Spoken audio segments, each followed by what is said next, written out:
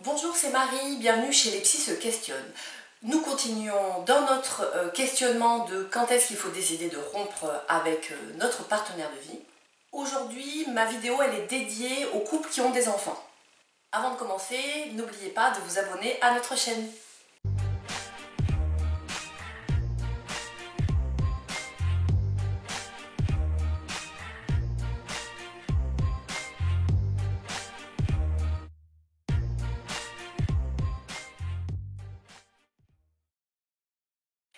La première chose qui me vient en tête pour cette vidéo, pour justement vous qui êtes en couple et qui avez des enfants avec votre conjoint, c'est que nous sommes en tant que parents des modèles pour nos enfants. C'est à partir de ce postulat-là que découlent un petit peu mes conseils et ma logique. J'ai rencontré de nombreuses personnes qui décident de rester en couple, non pas par amour, non pas voilà, pour vivre de folles aventures avec le conjoint, mais plutôt un petit peu par sacrifice pour rester parce qu'on a fait des enfants ensemble, qu'on a créé une famille et que du coup la personne ne veut pas tout briser. Ce choix il est tout à fait honorable, je ne suis pas là du tout pour juger en fait les personnes qui font ce choix-là.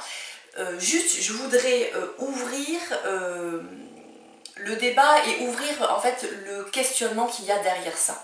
Parce que, évidemment, que plusieurs questions, moi, me viennent en tête. Est-ce que ce choix-là, il est vraiment viable sur de longues années? Vu que nous n'avons qu'une vie, est-ce vraiment cohérent de rester vivre une vie conjugale avec quelqu'un que nous n'aimons plus? Et finalement, est-ce si bien vécu que ça par nos enfants? Ces questions, elles sont ouvertes, hein. Je n'ai pas de réponse, j'imagine qu'en plus il existe tout autant de réponses que de situations, et surtout que les réponses, elles vont aussi forcément être influencées par l'ambiance conjugale et du coup l'ambiance familiale. Voilà. Est-ce que c'est une guerre ouverte entre les deux partenaires? Est-ce que c'est une guerre froide? Est-ce que finalement les deux partenaires de vie, même s'ils ne s'aiment plus, arrivent à être dans un respect mutuel? Dans une, pourquoi pas même complicité parentale mutuelle, etc., etc. Je précise donc que je ne juge absolument pas les personnes qui font le choix de rester avec l'autre pour les enfants. Ce choix donc est honorable. On m'a déjà dit hein, que effectivement je me rends bien compte que je n'ai plus de sentiments pour l'autre, que à terme je déciderai de rompre, mais là pour le moment mes enfants je les trouve encore trop jeunes, trop petits pour supporter une rupture, le divorce des parents. L'idée première, elle est finalement d'attendre voilà, que nos enfants puissent être assez grands pour supporter une rupture parentale.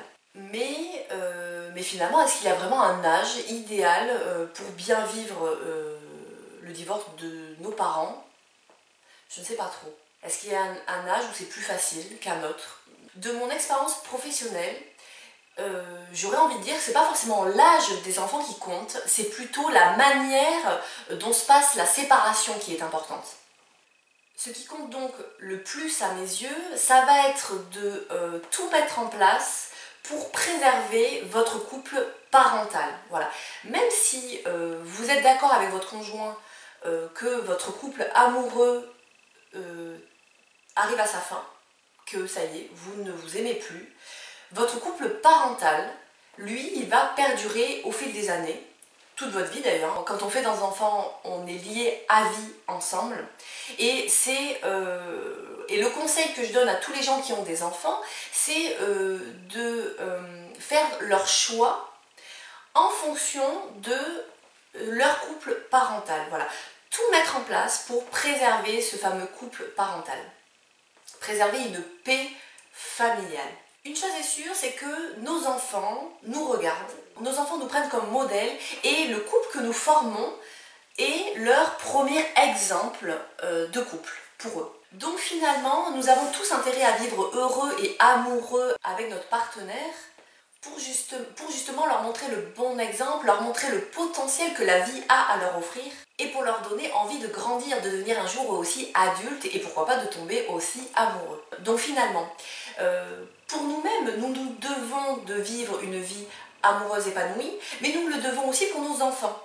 Et parfois, En effet, quand ce n'est plus possible de se supporter ou quand le constat est là que nous ne nous aimons plus, en fait, tous les deux, en tant que les deux parents de nos enfants, il est parfois cohérent de faire le choix de rompre, malgré effectivement l'impact que ça va avoir sur nos enfants, pour ensuite vous permettre, l'un comme l'autre, de pouvoir retrouver une personne avec qui vous allez pouvoir vivre une vie amoureuse, conjugale, épanouie. Être amoureux et heureux dans votre vie montre à vos enfants que eux aussi pourront un jour être amoureux et heureux. Voilà, et parfois pour cela, il est nécessaire de quitter la personne avec qui nous sommes, de quitter le père ou la mère de nos enfants. Ce sujet est particulièrement délicat, chacun en va de son avis, de son ressenti.